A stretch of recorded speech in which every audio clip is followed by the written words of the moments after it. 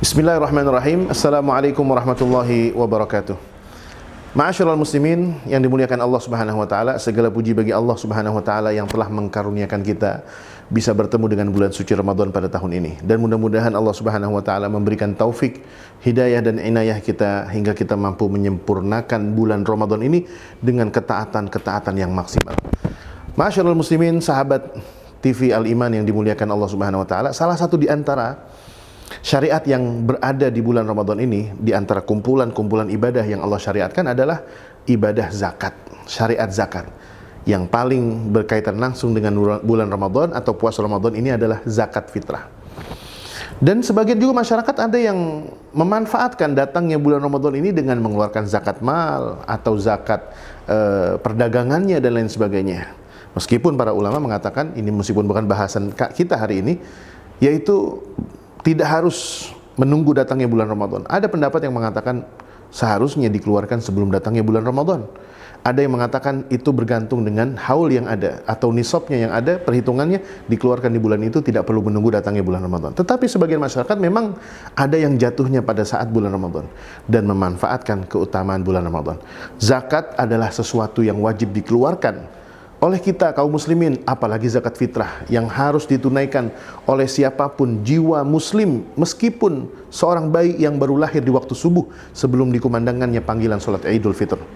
Tetapi kaum muslimin, tidakkah kita mengetahui bahwasanya zakat ini ada tujuan dari syariat yang Allah inginkan dengan adanya perintah zakat ini? Tujuannya adalah untuk mengangkat derajat si fakir, untuk menutupi kebutuhan si miskin, untuk membantu kebutuhan para sabilillah, para gharimin. Dan zakat ini adalah sesuatu yang mampu menutupi, memberikan kegembiraan kita kepada orang-orang yang di sekitar kita, dan mereka tergolong dalam 8 jenis atau asnaf, golongan yang layak menerima zakat ini. Ma'asyiral muslimin, akan tetapi sangat disayangkan pada kesempatan zaman sekarang, hari-hari ini, kita sering melihat bagaimana zakat ini justru tidak optimal. Zakat ini tidak mencapai targetnya. Zakat ini tidak mendapatkan dari buah hasilnya. Terkadang kita itu sering mendengar ada sebagian panitia pembagian zakat, entah di masjid-masjid atau di musola-musola atau bahkan di yayasan-yayasan, itu yang dengan bangganya mengatakan kepada kami, "Ustadz, alhamdulillah Ustadz, tahun ini zakat kita diterima oleh 300 orang, tahun kemarin 200 orang. Lah, berarti penerimanya makin bertambah dong." Padahal zakat ini bertujuan untuk meningkatkan kedigdayaan umat, kemampuan umat. Bagaimana ketika zakat itu diharapkan dari uang-uang zakat para muzaki yang diharapkan diberikan oleh para mustahik ini kemudian berpindah daripada seorang mustahik menjadi mustafid, dan dari mustafid mereka berubah menjadi seorang muzaki. Yang tadinya mereka menerima, kita harapkan derajat kehidupan, ekonomi dan sosialnya berubah.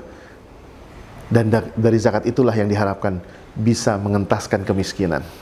Oleh karenanya yang diharapkan dari para panitia zakat, kalau pandangan saya secara pribadi, mohon izin, bahwasanya zakat ini harus menemukan kembali target dan tujuannya.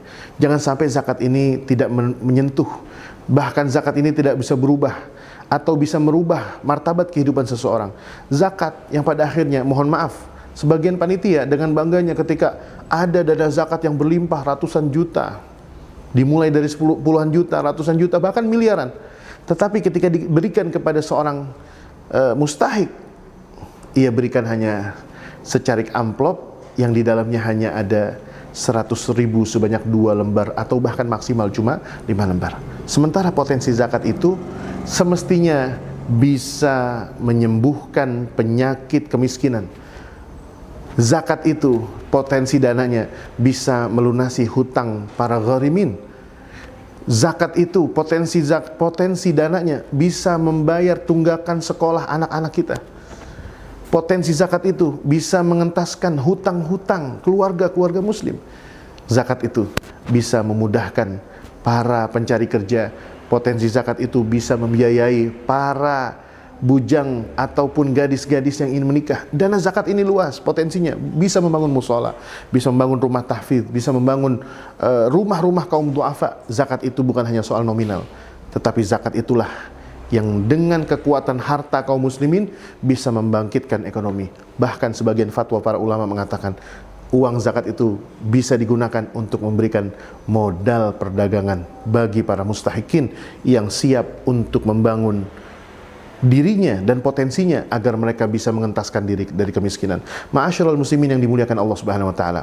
Mudah-mudahan tahun ini kita, siapapun yang diamanahkan untuk mengurus dana-dana zakat, mudah-mudahan kita akan menjadi pengurus-pengurus, pengelola-pengelola zakat yang visioner, yang lebih mengerti, turun ke bawah, tahu apa kebutuhannya.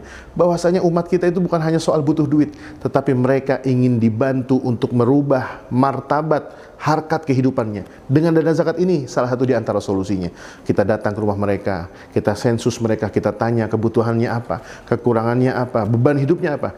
Dan dana zakat ini mudah-mudahan menjadi potensi terbesar untuk kebangkitan umat Islam, di mana mampu mengentaskan orang-orang miskin dan duafa dari kalangan kaum muslimin, dan siapapun yang tergolong dalam jenis atau golongan para penerima zakat. Mudah-mudahan Allah Subhanahu wa taala menerima bulan Ramadan kita ini dengan amalan-amalan yang maksimal dengan sempurna, dan dijadikan bulan Ramadan ini menjadi bulan Ramadan yang sempurna. Dan terima kasih sahabat Al-Iman, mudah-mudahan kita bisa bertemu di lain kesempatan dan di lain episode. Jazakumullahu khairan katsiran, taqabbalallahu jami'a a'malina as-salihah. Kullu amin wa antum bi khair. Wassalamualaikum warahmatullahi taala wabarakatuh.